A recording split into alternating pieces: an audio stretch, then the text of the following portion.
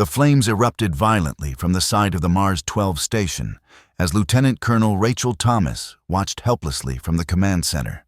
Emergency sirens blared through the complex, their shrilled tones almost drowned out by the sounds of explosions in the distance.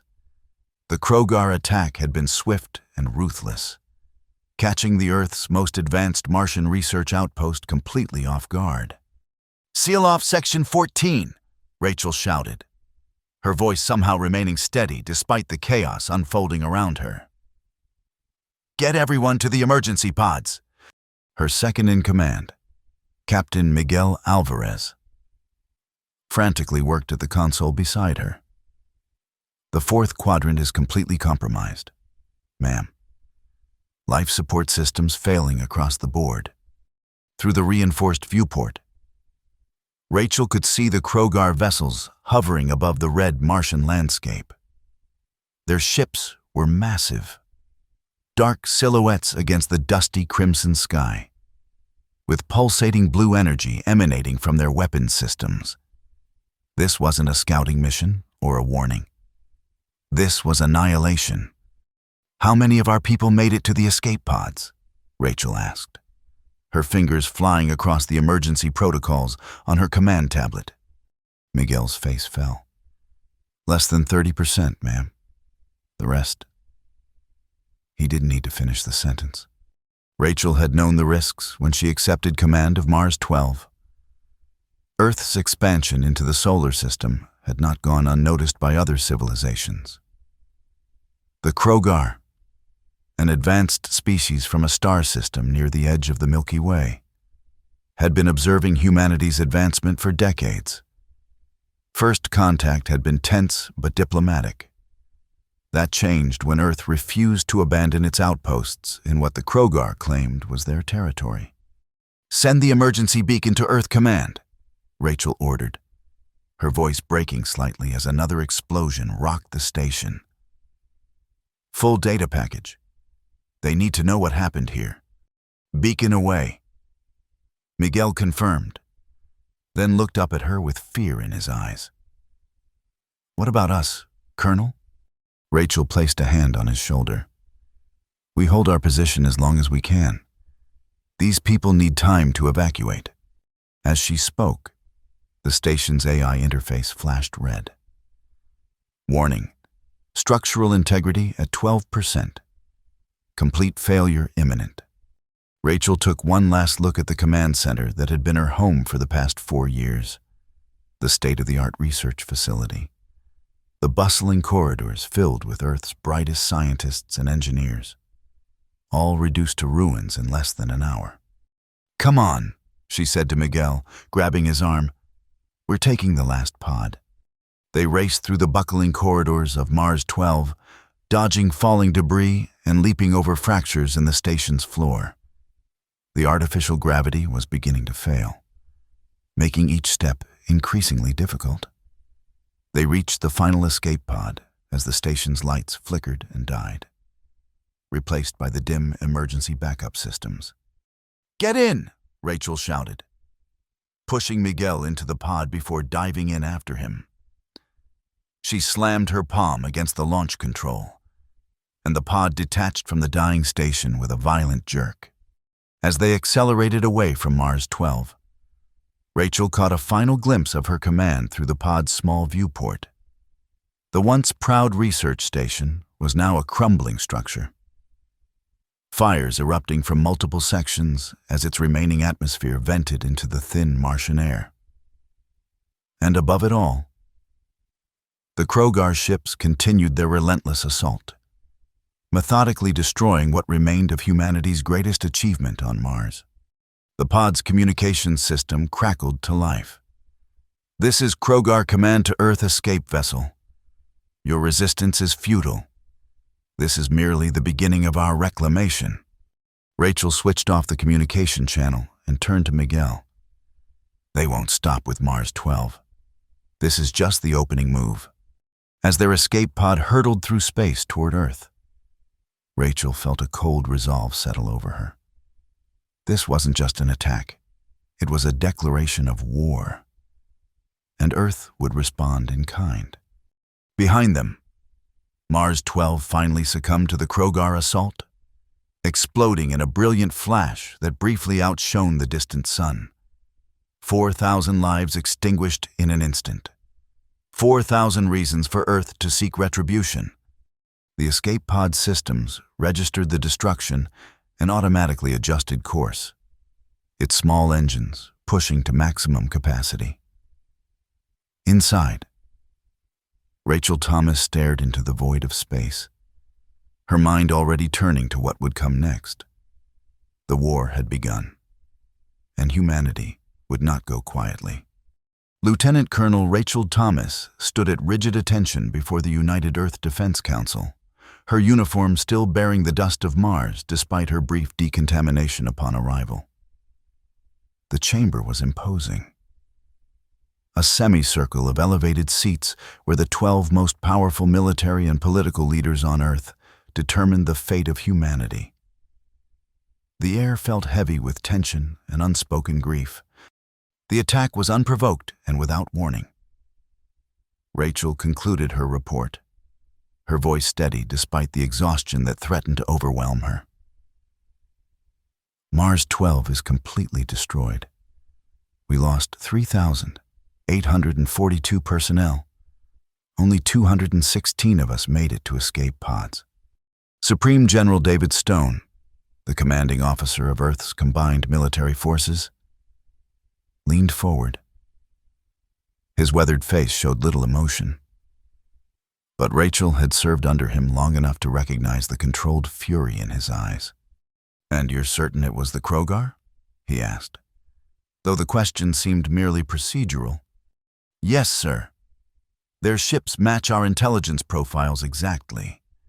They also sent a direct communication taking responsibility and warning of further aggression." A murmur rippled through the council chamber.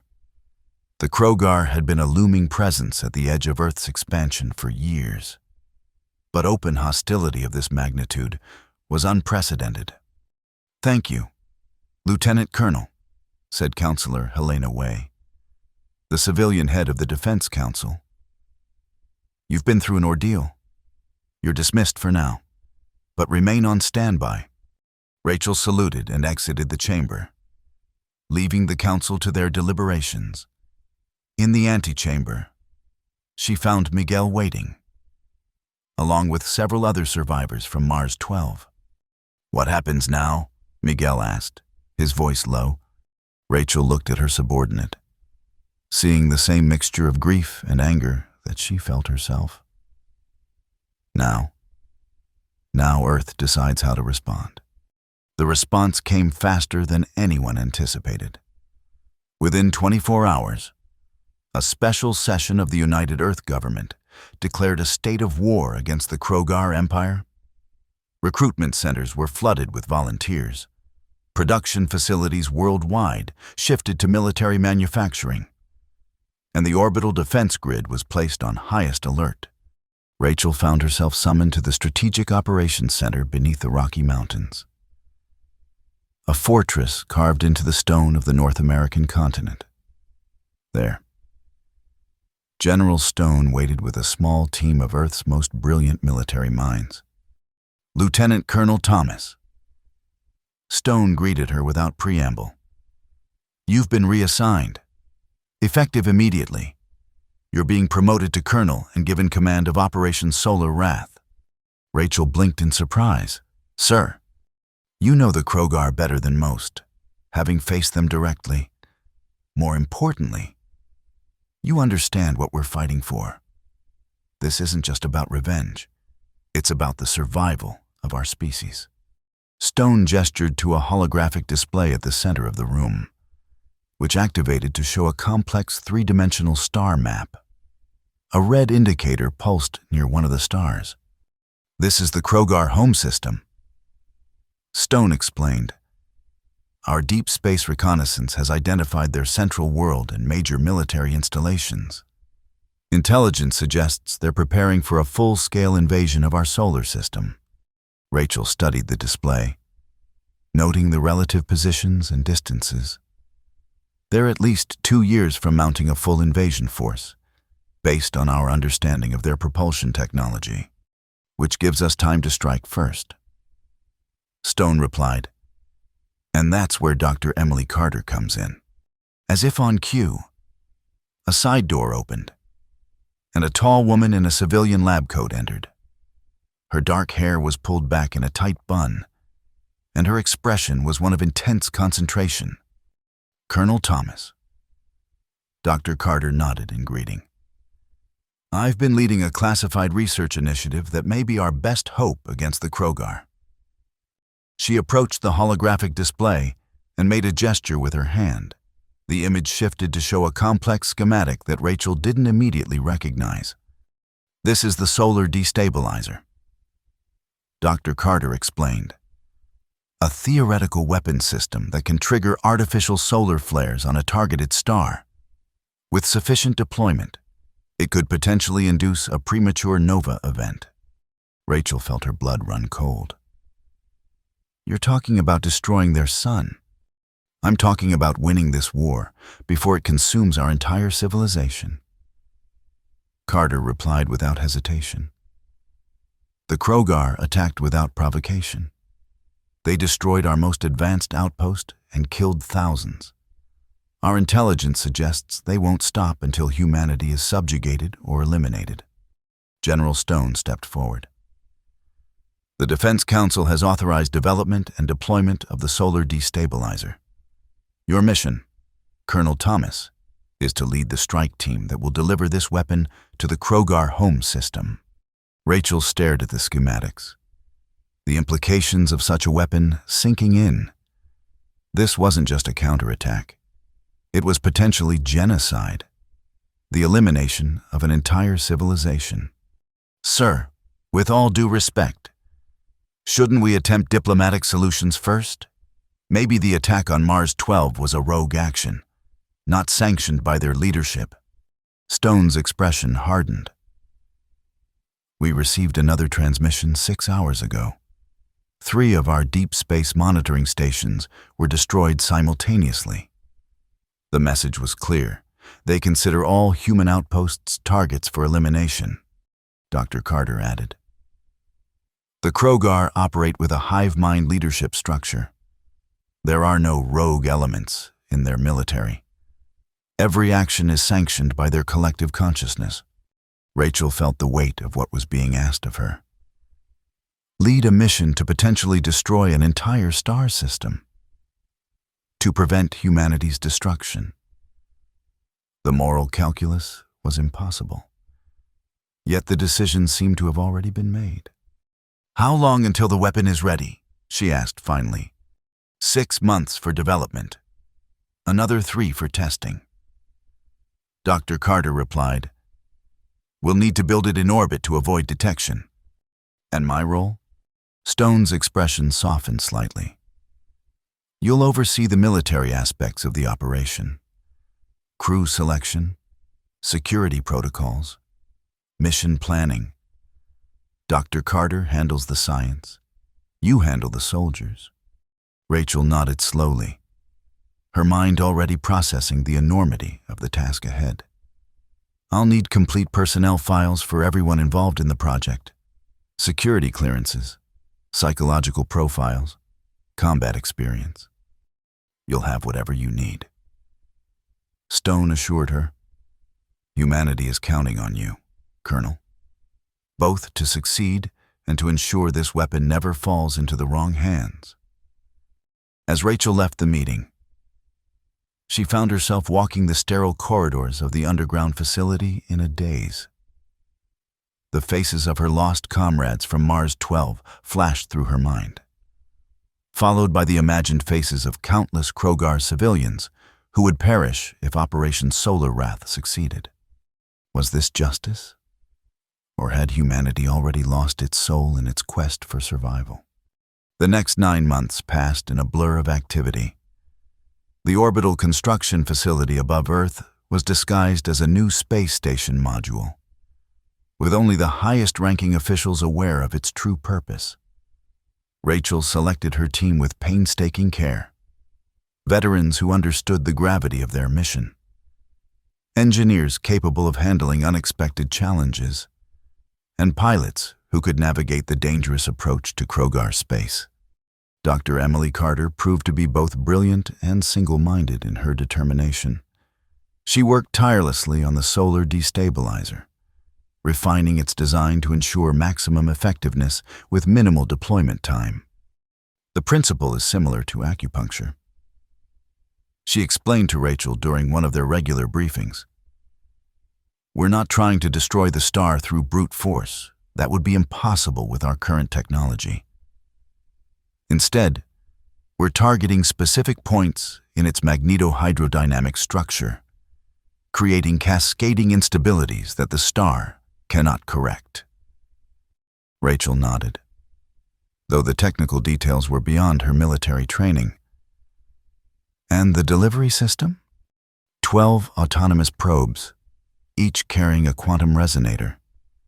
They'll position themselves at precise coordinates around the Krogar sun and activate simultaneously. The resulting disruption should trigger a coronal mass ejection of unprecedented magnitude. And that leads to a supernova? Rachel asked. Dr. Carter's expression was grim.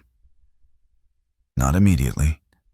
The initial effect will be massive solar flares that will devastate the inner planets of their system. The complete stellar collapse would follow within hours to days, depending on the star's condition, giving their population time to evacuate. Some, perhaps. Those with access to faster-than-light technology. But our intelligence suggests that's a small percentage of their total population. The moral implications hung heavy in the air between them. Rachel had spent countless nights wrestling with her conscience, balancing the survival of humanity against the wholesale destruction of another civilization. Have you considered what this means for us? Rachel asked quietly. Not just winning the war, but what it means for humanity's soul if we do this? Dr. Carter was silent for a long moment before responding. Every night since I conceived this weapon, but I also consider the alternative. The Krogar have shown no interest in coexistence. They view our expansion as an infection to be eliminated. That doesn't make genocide right, Rachel countered. No, Carter agreed. It makes it necessary. There's a difference. As the weapon neared completion, the Krogar attacks intensified. 3 more outposts in the outer solar system were destroyed. A mining colony on Europa was annihilated with all 500 personnel lost. Each attack strengthened Earth's resolve and silenced whatever moral objections remained about Operation Solar Wrath. Finally, the day of deployment arrived. The spacecraft designated Nemesis was ready. A sleek, stealth-capable vessel designed to penetrate deep into enemy territory undetected. Its cargo hold contained the 12 autonomous probes that would deliver humanity's most terrible weapon to the heart of Krogar space. Rachel stood in the launch bay of the orbital facility, addressing the crew of 80 that would accompany her on this mission. What we do today will be judged by history, she said, her voice echoing in the cavernous space. Some will call us heroes. Others will call us monsters. The truth is probably somewhere in between. But remember why we're doing this, not just for revenge, but for the survival of our species and everything we've built. She looked at the faces before her, determined, afraid, resolute, and saw the weight of responsibility that they all shared. We depart in 6 hours. Get whatever rest you can. Once we cross the heliopause, there's no turning back. The journey to Krogar space took 7 weeks. Even with the advanced propulsion systems of the Nemesis, they traveled in stealth mode, their hull absorbing rather than reflecting radiation, their engines muffled to prevent detection. The crew operated in shifts, maintaining constant vigilance as they penetrated deeper into potentially hostile territory. Rachel spent much of her time in the ship's observation deck, staring out at the stars and contemplating the mission ahead. It was during one of these quiet moments that Miguel found her. "Permission to speak freely, Colonel," he asked, standing at the entrance to the observation deck. Rachel nodded without turning from the viewport. "Always, Miguel." He moved to stand beside her, his reflection visible in the transparent aluminum of the viewport. "I've been having doubts about what we're doing." "Join the club," Rachel replied with a humorless smile. "Is it really our only option? Destroying their entire civilization?" Rachel finally turned to face him. "I've asked myself that question every day since we left Earth. The military analysis says yes. The Krogar won't stop until we're eliminated. They see us as a threat to their expansion, a competitor for resources they believe they have divine right to. But does that justify what we're about to do?" Miguel pressed. "There must be civilians, children, innocents in their system." "There were innocents on Mars 12, Rachel countered, though her voice lacked conviction. "And on Europa, and all the other outposts they've destroyed." Miguel was silent for a moment. "When I joined Earth Defense, I swore to protect humanity. I never imagined that might mean becoming the monster we fear." Rachel placed a hand on his shoulder. "We're not monsters, Miguel. We're soldiers following orders, protecting our people. Isn't that what they tell themselves too?" he asked quietly before leaving her alone with her thoughts once more. 3 days later, they reached the edge of the Krogar star system. The main star burned orange-red in the distance, surrounded by 7 planets of varying sizes. According to their intelligence, the 4th and 5th planets house the majority of the Krogar population. "Maintain stealth protocols," Rachel ordered from the command chair. "Begin deployment sequence for the probes." The crew worked with practiced efficiency, preparing the 12 autonomous probes for their deadly mission. Each was equipped with a quantum resonator designed to interface with the magnetic fields of the Krogar star, along with enough propellant to reach their designated positions. "Probes ready for deployment, Colonel," reported the weapons officer. Rachel hesitated, her finger hovering over the authorization panel. In this moment, the weight of what they were about to do felt almost unbearable. Millions, perhaps billions of lives hung in the balance. Krogar lives, but lives nonetheless. "Colonel," the weapons officer prompted. Before Rachel could respond, the ship's sensors blared a warning. "Multiple contacts," shouted the sensor operator.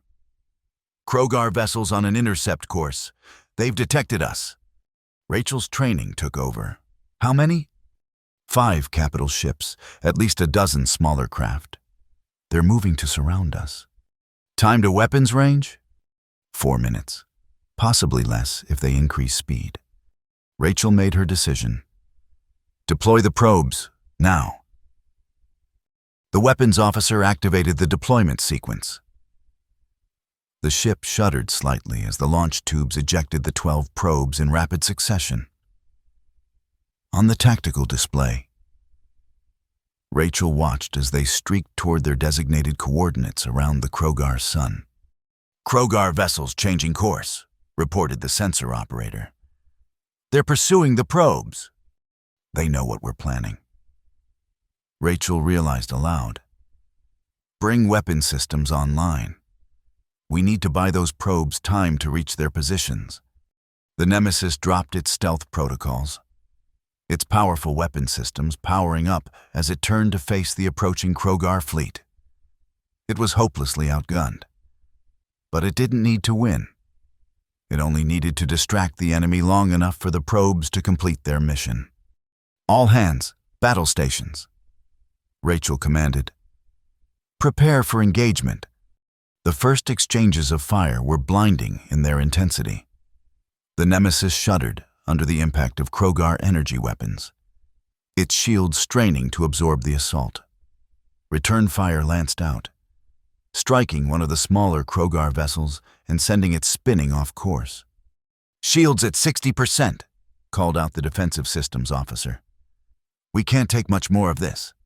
On the tactical display, Rachel could see the probes continuing their journey, now more than halfway to their target positions.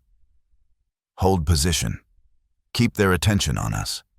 The battle raged for what felt like hours, but was in reality less than 20 minutes. The Nemesis sustained heavy damage, with sections of the ship exposed to space and casualties mounting. Yet, they had succeeded in their primary objective, distracting the Krogar fleet from the true threat. "Probes have reached their designated coordinates," announced the weapons officer, his voice tight with tension. "Awaiting activation command." Rachel looked at the tactical display once more. The 12 probes were now perfectly positioned around the Krogar sun, invisible to normal sensors but shown on their specialized equipment as small blue dots against the orange-red mass of the star. This was the moment of truth, the point of no return. "Activate the probes," Rachel ordered, her voice barely above a whisper. The weapons officer entered the activation code. For a moment, nothing seemed to happen. Then, slowly at first, but with gathering speed, visible disturbances began to appear on the surface of the Krogar sun. Massive solar flares erupted, reaching outward like grasping fingers of plasma. The star's normally stable corona began to pulse and writhe, energy patterns shifting in ways that defied natural stellar behavior. "It's working," someone whispered on the bridge. The Krogar ships suddenly broke off their attack, turning back toward their home planets. They had realized the true nature of the threat, but it was already too late. "All power to engines," Rachel commanded. "Get us out of here, maximum speed." As the Nemesis limped away from the Krogar system, the sensor displays showed the continuing destabilization of the star. Massive solar flares were now engulfing the innermost planets, and energy readings indicated that the chain reaction was accelerating beyond even Dr. Carter's predictions. "Time to supernova?" Rachel asked quietly. The science officer checked his readings. "At current progression rate, between 6 and 12 hours, much faster than we anticipated." Rachel closed her eyes briefly. How many of their ships are escaping? "We're tracking approximately 300 vessels leaving the system, based on our intelligence of their population." "It's a tiny fraction," Rachel finished for him. "The rest won't make it." The mood on the bridge was somber as the reality of what they had done settled over them. They had won the war, but the cost was beyond calculation, not just in Krogar lives, but in humanity's moral standing. "Set course for Earth," Rachel ordered, "and prepare a full report for command." As the Nemesis accelerated away, Rachel returned to the observation deck. From this distance, the Krogar sun still appeared normal to the naked eye. Just one more point of light among countless stars. But soon it would flare with the brightness of 1,billion suns before collapsing into itself, taking an entire civilization with it. "Was it worth it?" she asked the empty room. There was no answer except the distant rumble of the ship's damaged engines, carrying the survivors home to a future now secured by an act of unprecedented destruction. 16 hours later, the sensors on the Nemesis detected it, a massive energy surge from the direction of the Krogar system. The ship's automated systems immediately polarized all viewports, protecting the crew from the blinding light of a star going supernova. Rachel watched on a filtered screen as the Krogar sun expanded rapidly, then collapsed upon itself before exploding outward with unimaginable force. The shockwave would take years to reach Earth, but the light of the explosion traveled at the speed of, well, light. Astronomers across Earth and its colonies would soon observe what appeared to be a natural stellar phenomenon, never knowing it was engineered by human hands. The journey back to Earth took longer than the outbound trip. With the Nemesis operating on reduced power due to battle damage, Rachel used the time to write her report, documenting every detail of the mission while struggling to find words that could possibly convey the magnitude of what they had done. When they finally reached Earth orbit, there were no celebrations, no triumphant welcome. Instead, a solemn delegation met them at the orbital dock, led by General Stone himself. "Mission accomplished, Colonel Thomas," he said as she stepped off the ship, his expression unreadable. "Yes, sir," Rachel replied. "The Krogar threat has been eliminated." The debriefings lasted for days. Every aspect of the mission was analyzed, every decision scrutinized. Through it all, Rachel maintained the same position. They had done what was necessary for humanity's survival. But the cost had been incalculable. In the final session, with only General Stone and the highest members of the Defense Council present, Rachel was asked the question she had been dreading.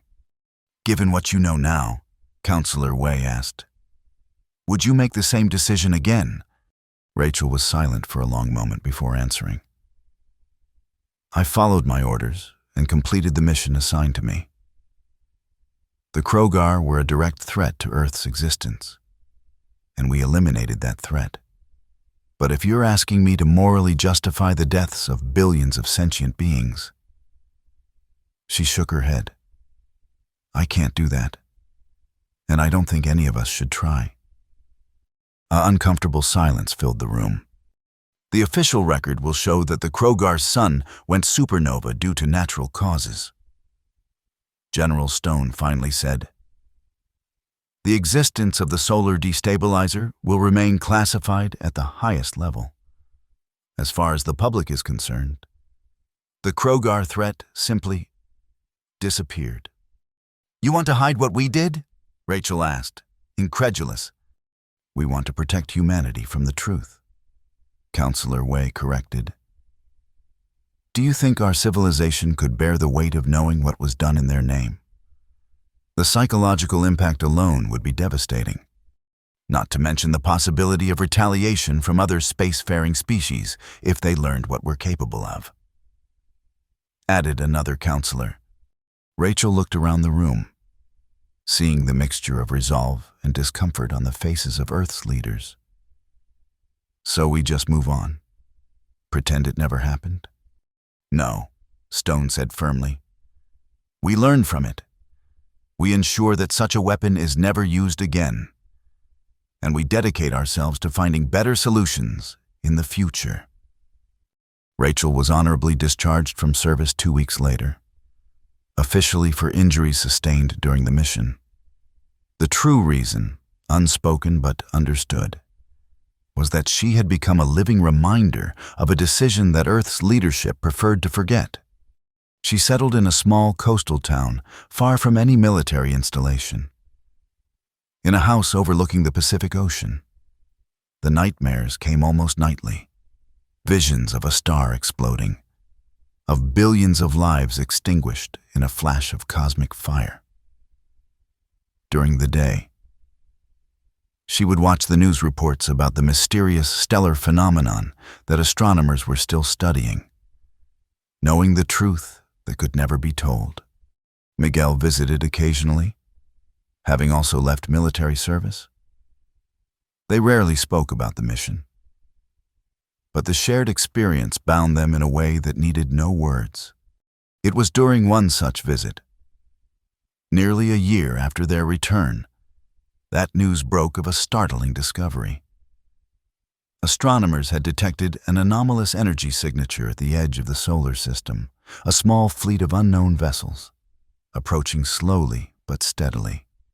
"It can't be," Miguel said, staring at the report on Rachel's view screen. "We destroyed their entire civilization. Apparently not all of it." Rachel replied, a chill running down her spine. Some of them escaped, and now they're coming for us. Within hours, she received a message from General Stone requesting her immediate return to service. Earth needed her experience, her knowledge of the enemy they had failed to completely destroy. As Rachel packed a small bag, preparing to return to the fight she thought was finished, she paused to look out at the ocean one last time. The peaceful waves continued their eternal rhythm, oblivious to the cosmic drama unfolding above. Humanity had unleashed a weapon of unprecedented destruction, believing it would ensure their survival. Instead, it had only succeeded in creating an enemy with nothing left to lose, the survivors of a genocide, coming to exact their revenge. The war wasn't over. It had only just begun. And Rachel Thomas, the woman who had helped destroy a star, would now face the consequences of that terrible decision, not just for herself, but for all of humanity. As she walked away from her brief sanctuary, she wondered if there could ever be redemption for what they had done, or if the cycle of violence they had escalated would continue until nothing remained of either civilization. The answer, like the approaching Krogar fleet, loomed somewhere in the darkness beyond Earth's protective embrace, unknowable, inevitable, and drawing closer with each passing moment.